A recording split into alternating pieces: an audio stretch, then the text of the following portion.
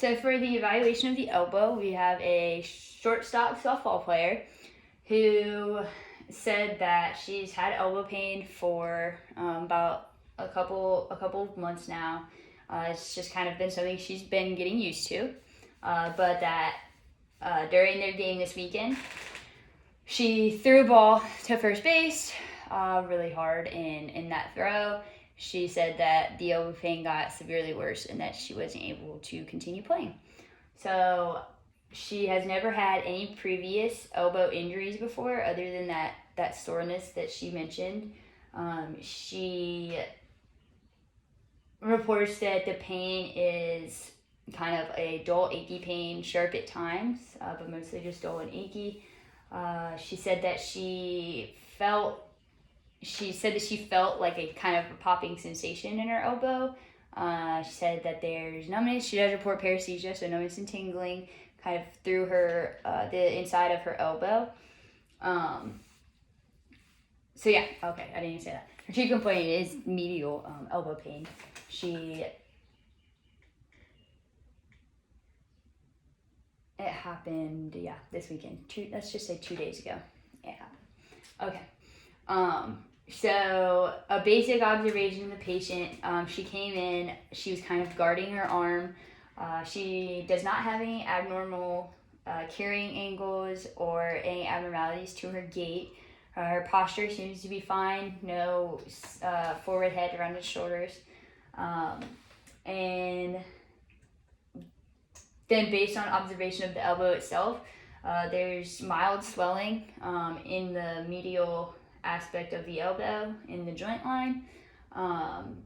There are no obvious deformities, but then we want to move into some range of motion now. So let me have you go ahead and bend your elbow, like bend your arm. Okay, now straighten it out.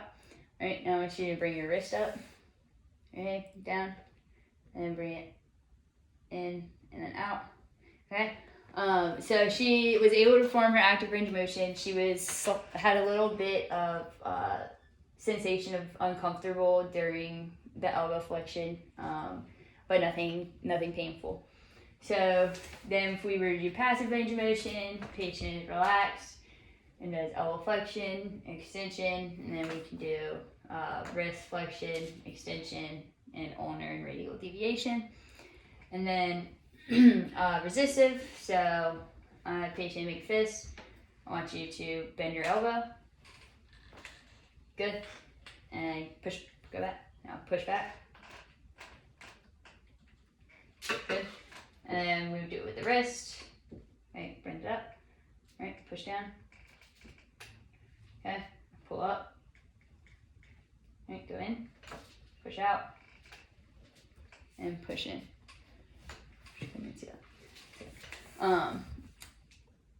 Okay, so as of right now, my differentials would be UCL sprain with possible neurological deficits as well, and then maybe lateral epicondylalgia as well. So on palpation, she is not tender to palpate on the shaft of the humerus and going down into the cubital fossa. She's not tender to palpate on the radius or the ulna. And then soft tissue structures. So in her wrist flexors, all of the muscle bellies, she does not report any tenderness or any pain. The bicep tendon, there's no tenderness, no pain. Wrist extensors and supinators, those are all negative for tenderness. If we go back in here, so the olecranon was negative for tenderness as well. And then the RCL is negative. And then when you're palpating over the UCL and lateral epicondyle, the patient does report tenderness.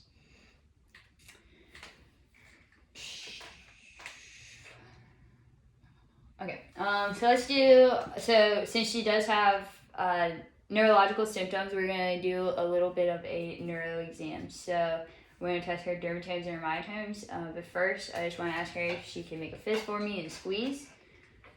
And so relax. And I also have her do it around my fingers. And I'm going to test her grip strength and see if there's deficits in her grip strength. Can you wiggle your fingers for me? Okay. And we'll check her capillary refill and her radial pulse. And then if we want to test her dermatomes and myotomes,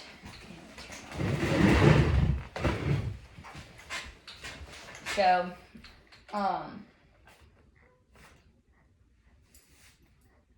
sorry, C1 and C2. Oh, sorry, I didn't tell you what I was doing. Okay. So I'm going to test your dermatomes. So all I'm going to do is I'm going to have you close your eyes, and I'm going to feel both sides of your face and your hands, and I want you to tell me if you feel it and feel the same on both sides. Okay? All right. So C1, okay, C2, and C3, and C4, C5, C6, C7.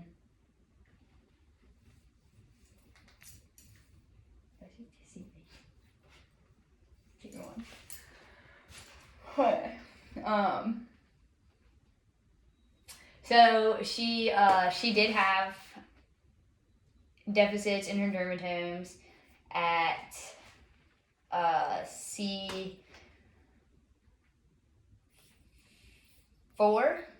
and C5. So those are associated with the ulnar nerve. And so now we're going to test her myotomes for at least C3, C4, C5, C6.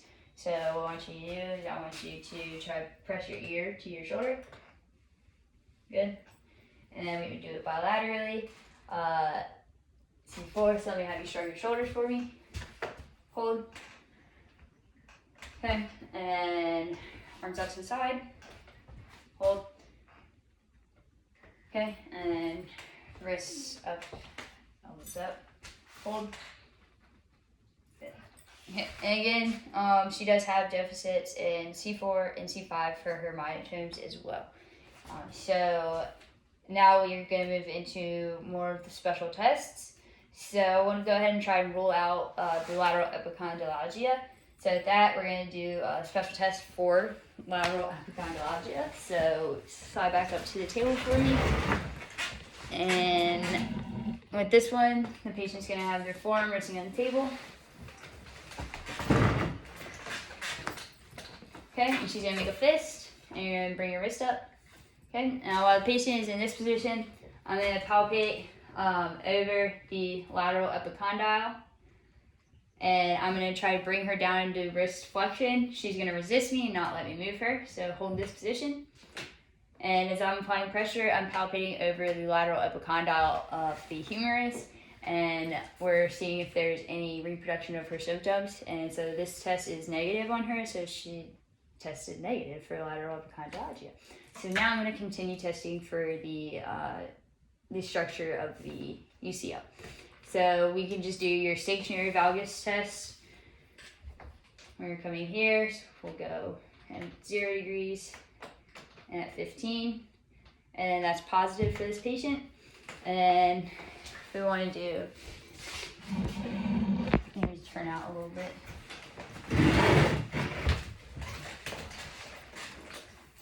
So we can do moving valgus. So moving valgus, you're gonna have her here in full elbow extension. And so then, while applying the valgus load at the elbow, I'm moving her into flexion and extension at the elbow. And so that test is positive. And then we can do pivot shift test. So pivot shift test is definitely done easiest with the patient laying down on their back.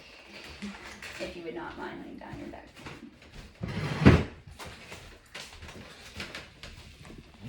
Beautiful.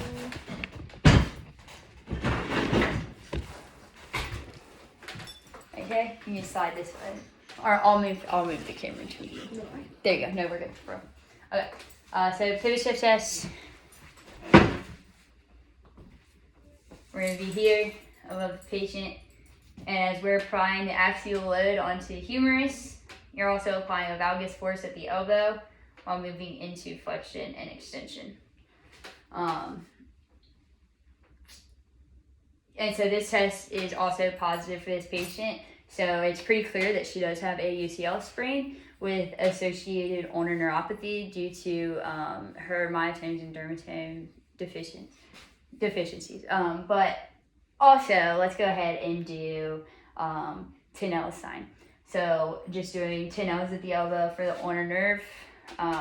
So right here next to the lateral epicondyle. And so that test is positive for her on the ulnar nerve side, but it's negative for the radial nerve side.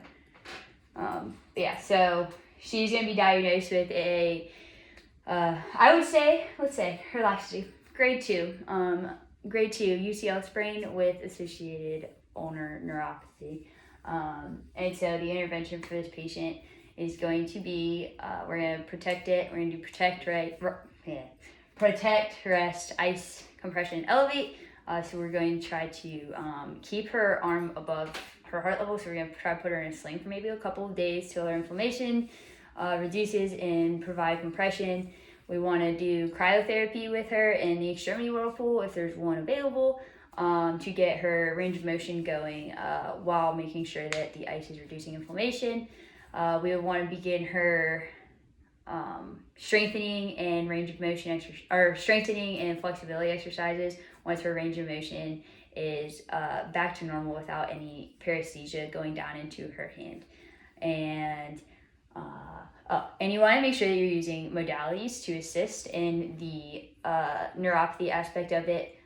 Try to monitor that paresthesia, especially trying to do some soft tissue mobilization at the elbow for the supporting structures.